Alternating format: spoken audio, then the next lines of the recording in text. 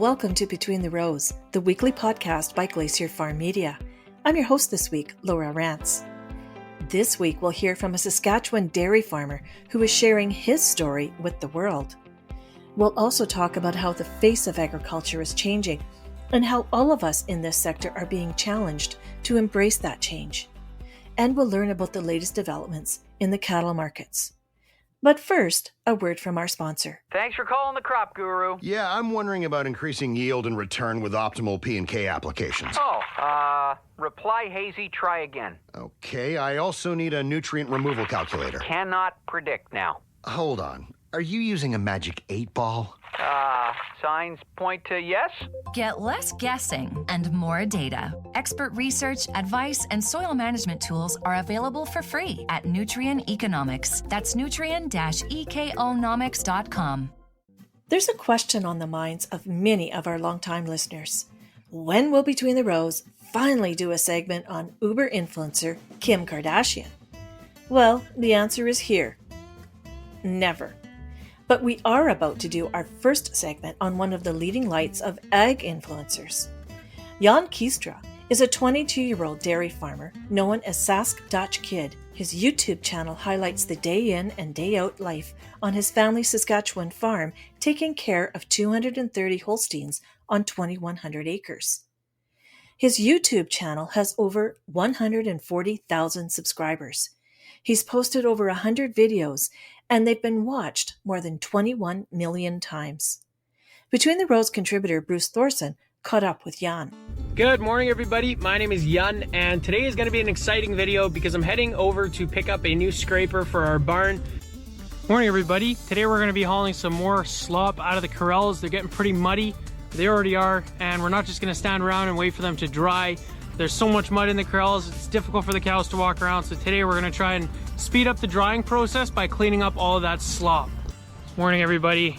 We're just out in the corrals right now. 3 little steer calves got out of the corral. 2 of them are right here. Naughty little buggers. They walk in all the feed bunks and make them dirty once they get out. So Dad's in the truck, he's driving to the end. He's going to pick up one that's all the way back there. Put them back in their corral.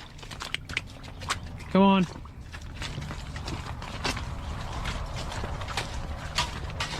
Hey, hey, hey, hey, hey, hey. Hey, hey, hey, hey, hey.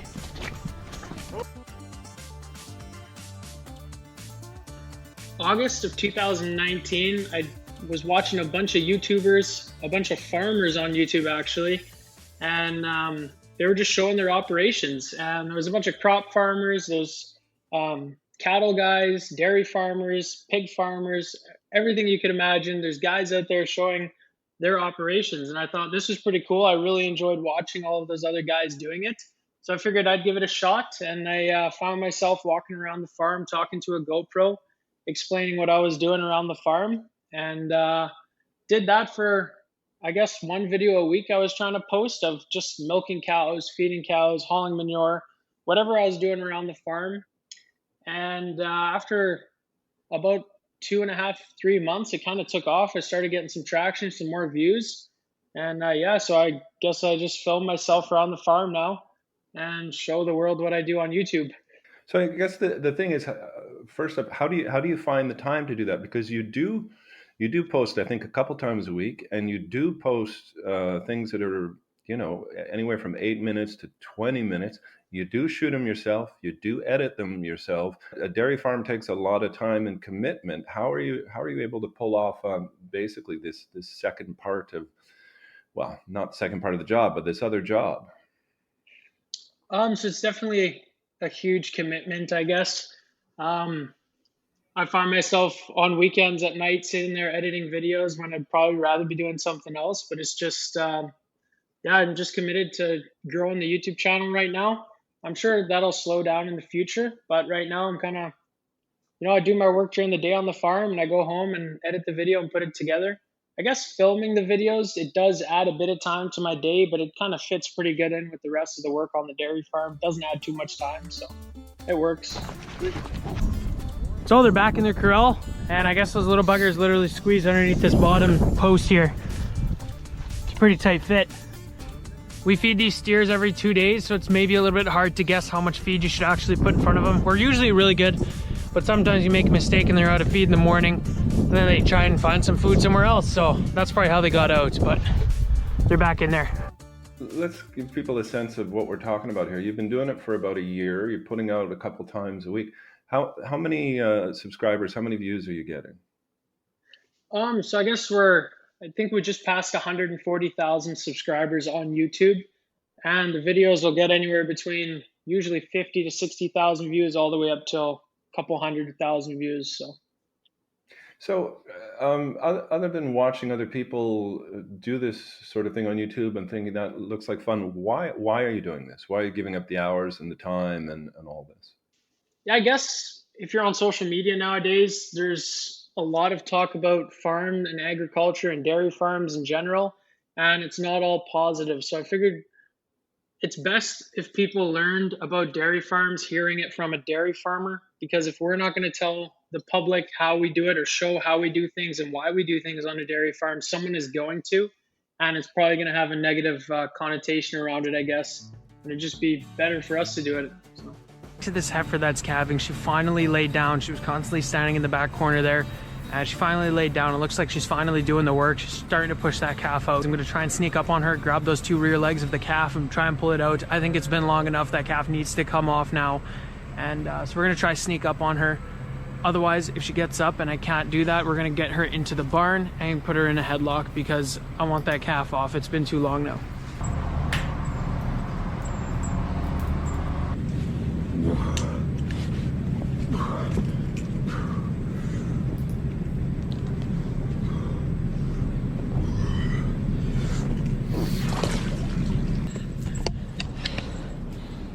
Oh, look at that little calf. Perfectly fine. Good job, Mama. We'll get Mama up here. She's tired. She worked hard. So that's interesting that you want dairy farmers to tell the story of dairy farmers. You've got 140,000 subscribers there. I'm guessing they're not all dairy farmers. Do you have an idea of just who makes up that 140,000? Are these people sitting in the in urban areas and city areas wanting to figure out what happens on a farm, or who's watching these things? Do you know? So I actually did a poll once on my YouTube channel when I had about 50,000 subscribers, asking how many of you guys are dairy farmers? Are you guys just city people or people from the suburbs watching my YouTube videos? And it turns out, I guess, around 35% of my viewers back then were dairy farmers. And the other 65%, I guess, were people that weren't in agriculture that were just watching the videos. And I imagine it's still pretty close to that today. So why do you think, the majority of your viewers they're not farmers, but what do you think they're getting from watching this? Why are they tuning in?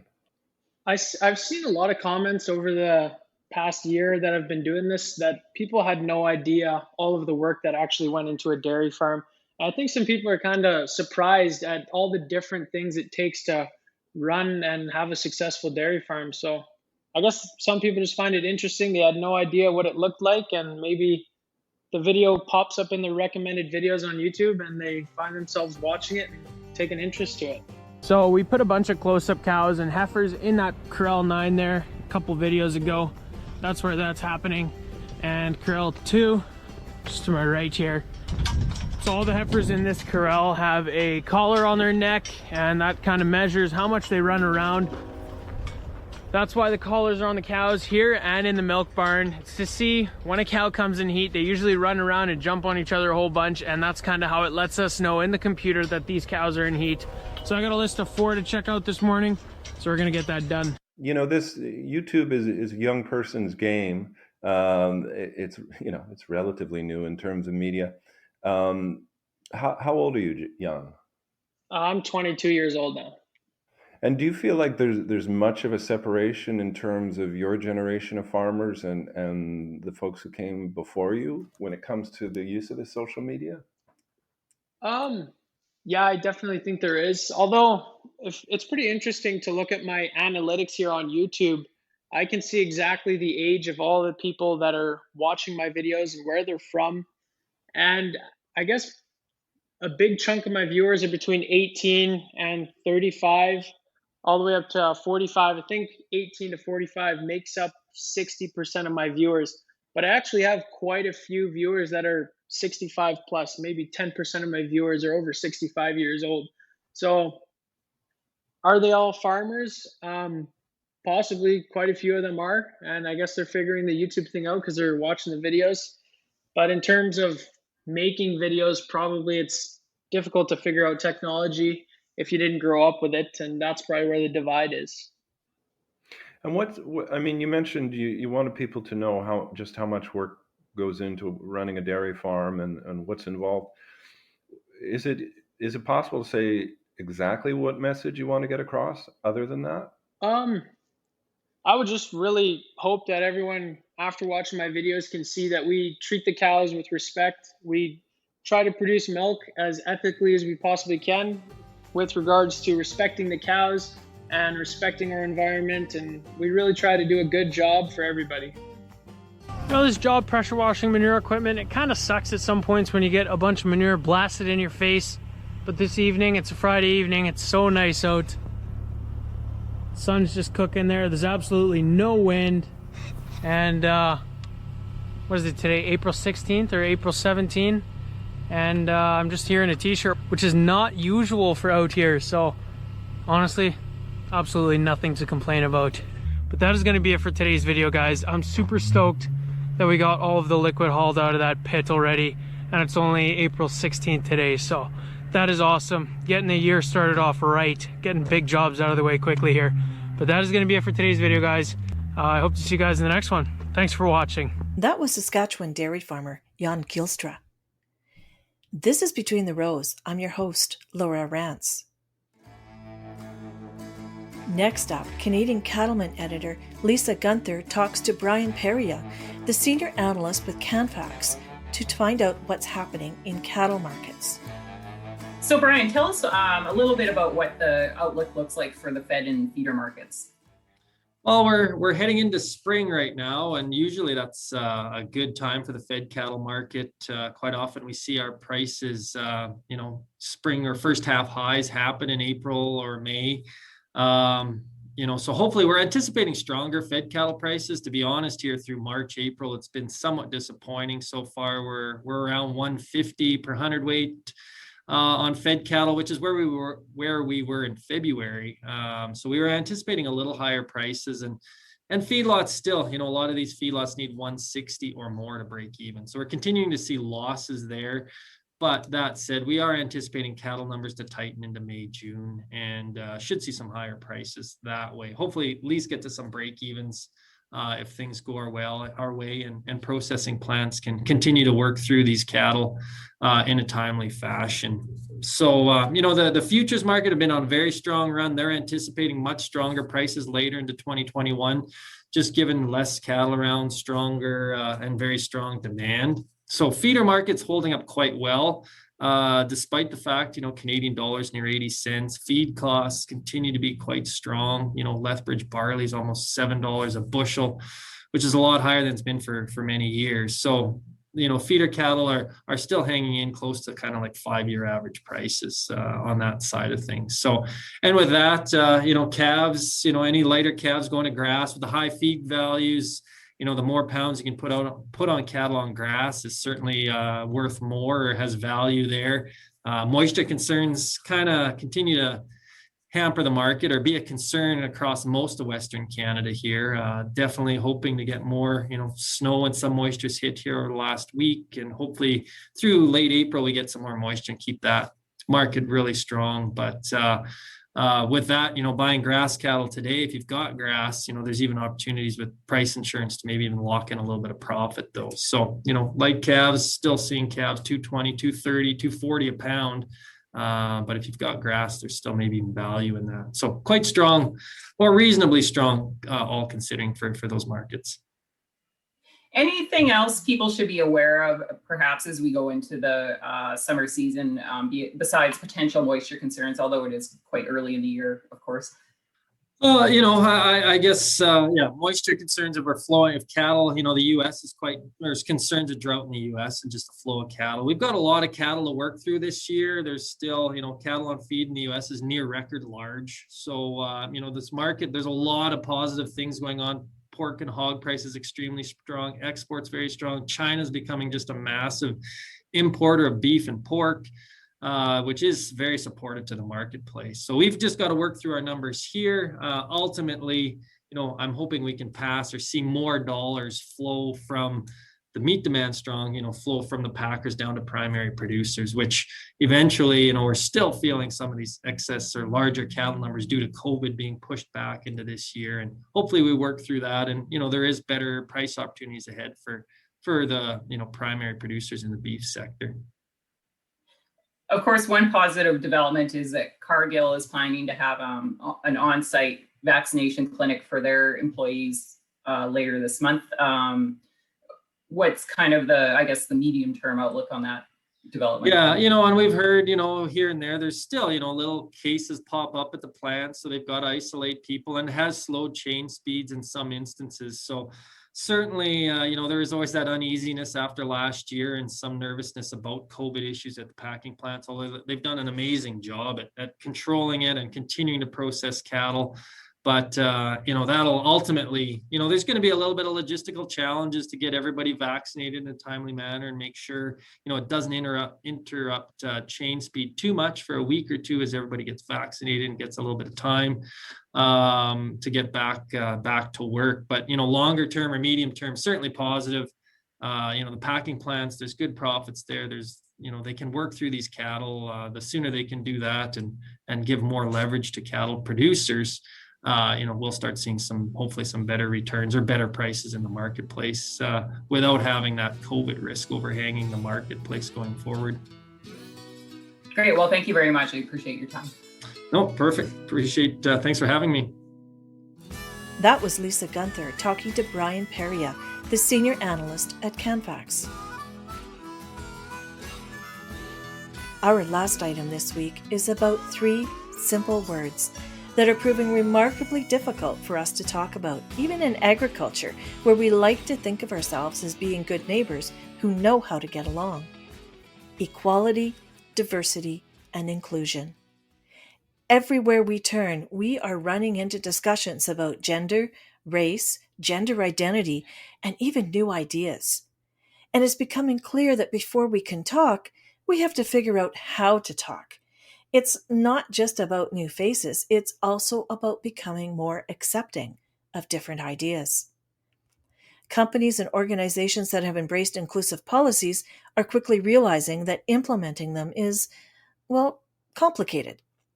As we see in the media, words and intentions that are supposed to bring us together all too often become a source of conflict. I recently spoke to 2 individuals who bring very different perspectives to the issues around equality, diversity, and inclusion, but they do share one thing in common. Both are working to open up the conversations we need to have in agriculture in ways that can bring about meaningful change. One of the voices you'll hear is Dan Wright, a career corporate executive who currently heads up the seeds division for Syngenta. Dan has been actively speaking up about equality, diversity, and inclusion, both within his own organization and across the agricultural sector. But we'll start with Jen Christie, who founded the Ag Women's Network as she was starting out in her career 8 years ago. You can find the network on Facebook.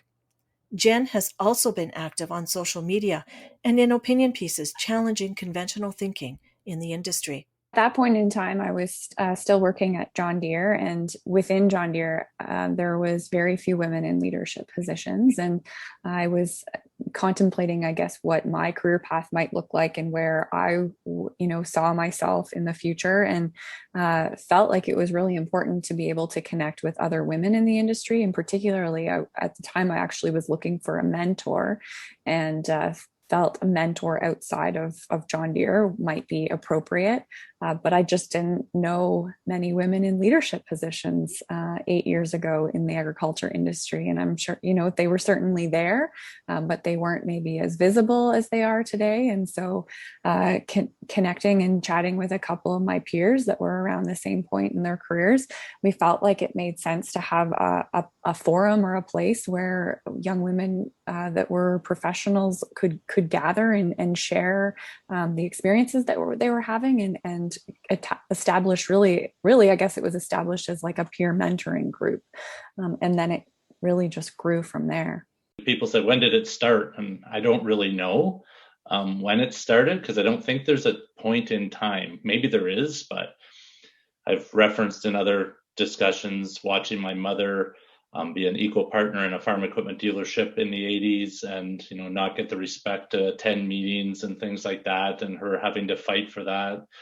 Watch my sisters, I have 3 awesome sisters, watch things that they do, watch my wife, just watch and listen and think, why do they have to fight harder and do things that men don't have to? And because they get into a bit of a conversation sometimes, do barriers exist? I think there's enough information. Yes, the barriers exist. I think for us, we came into the industry with this expectation that, we were equal and we could achieve anything that we set out to.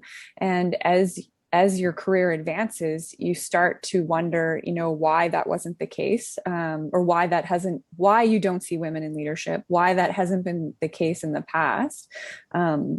And start to, I guess, question some of those things that you see and experience around you. Certainly, there's things that I brushed off and just accepted that that's how it was. But I guess as my career has evolved and as I've got to know different people in the industry and people have shared with me the experiences that they've had, I've started to realize that, the experience and my perspective is only my perspective, and not everybody has had the same experience in the industry. And started to ask, why is that? And could by asking that question, why, and starting to, dig a little bit deeper, I feel like we start to find some more answers that maybe explain why the industry looks the way it looks today, why it's still very, predominantly male-led. It's a very white industry.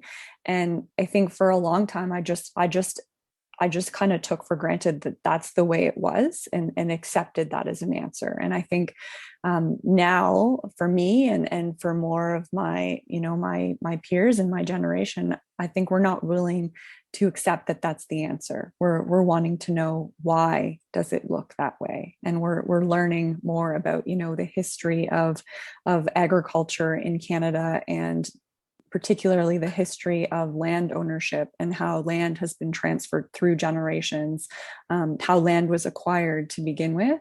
And it starts to explain a little bit, I think, as to why the industry looks the way it looks today. If you were walking into a room and look at me, you would say, that guy's part of the problem. Just from the optics of being an older white, I'm an old white bald guy with a gray goatee.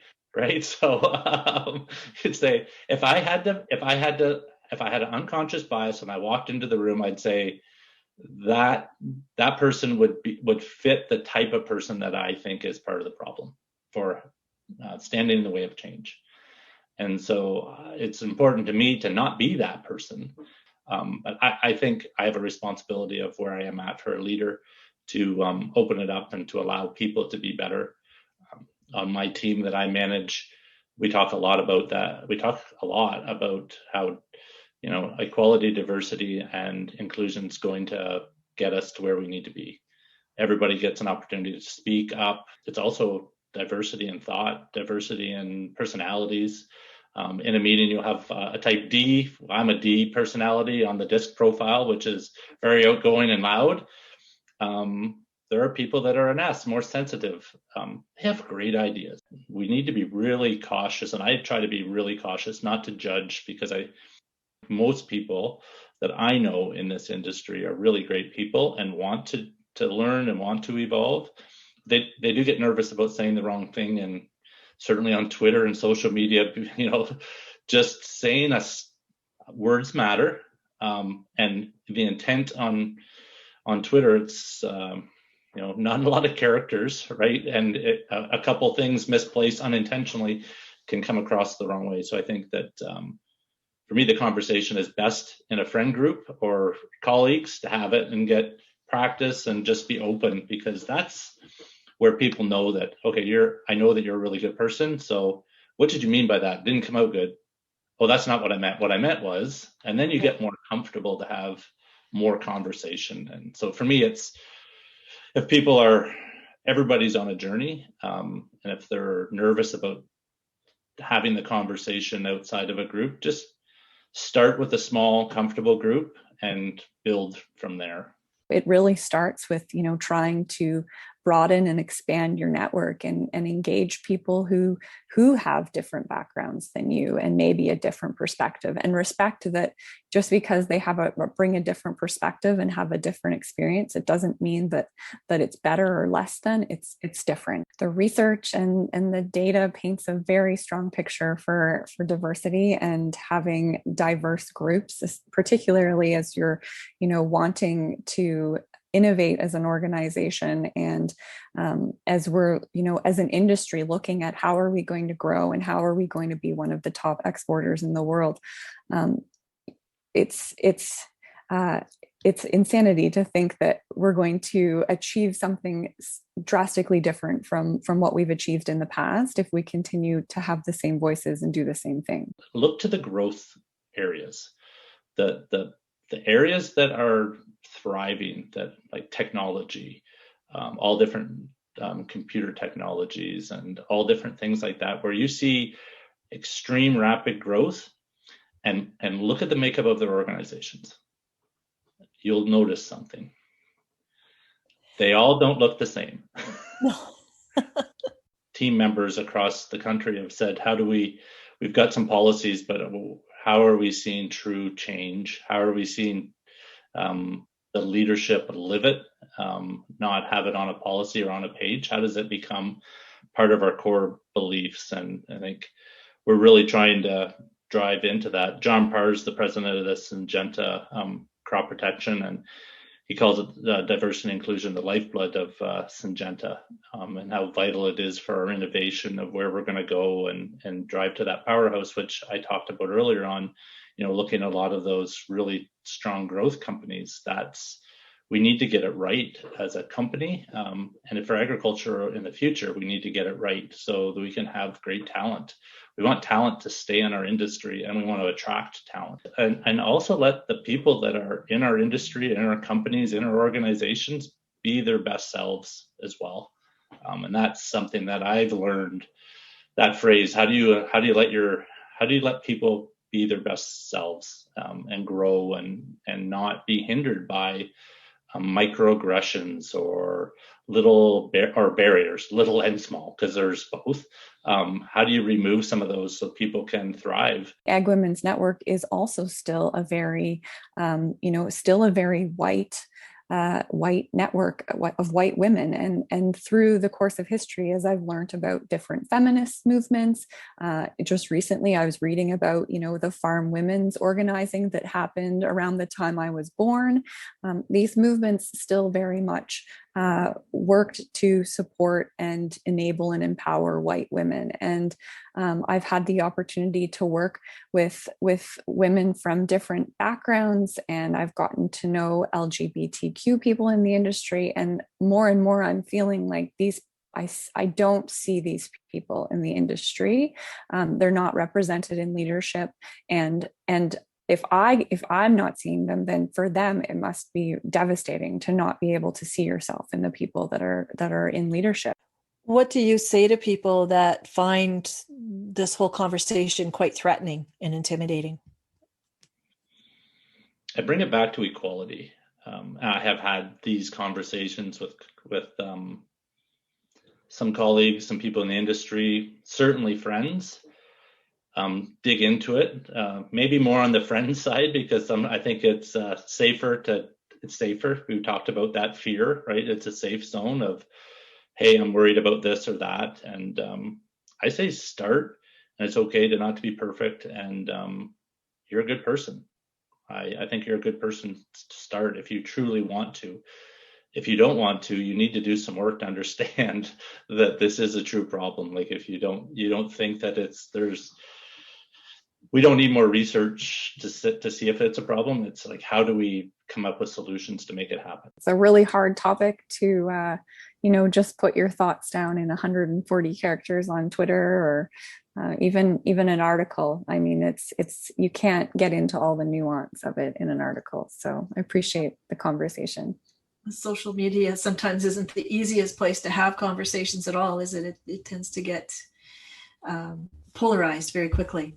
It does. And unfortunately, I think, COVID has only exacerbated that, because these would have been conversations that we probably would have been having in lobby bars and outside meeting rooms. And we haven't been able to do that over the last year. So it's really important that the effort is made, I think, to have these conversations virtually when we can. What's driving change? Empowerment. I think as you get more momentum, people say, hey, there are barriers, allowing people the opportunity to speak up. I was lucky enough to belong to the Canadian Seed Trade Association and go through the executive and was president there. And for 1 year, it's a great system. You run through the board, you're president for a year and past president. And I think that was a great model for leadership development. We made diversity and inclusion and equality a priority and made it okay to talk about. And when we did that, more people talked about it, and not women, not people of color or minorities. Everybody talked about it, and everybody had a story about it. And so I think what's driving change is people being open to have the conversation and empowering people to take that opportunity to have it. That was Dan Wright and Jen Christie, two of the many voices talking about how we recognize and embrace the changing face of agriculture. That's all we have for you on this week's Between the Rows, but we'll be back again next week. I hope you'll join us. I'm Laura Rance. Thanks for calling the Crop Guru. Yeah, I'm wondering about increasing yield and return with optimal P&K applications. Reply hazy, try again. Okay, I also need a nutrient removal calculator. Cannot predict now. Hold on. Are you using a magic 8-ball? Signs point to yes. Get less guessing and more data. Expert research, advice, and soil management tools are available for free at Nutrien Economics. That's nutrien-economics.com.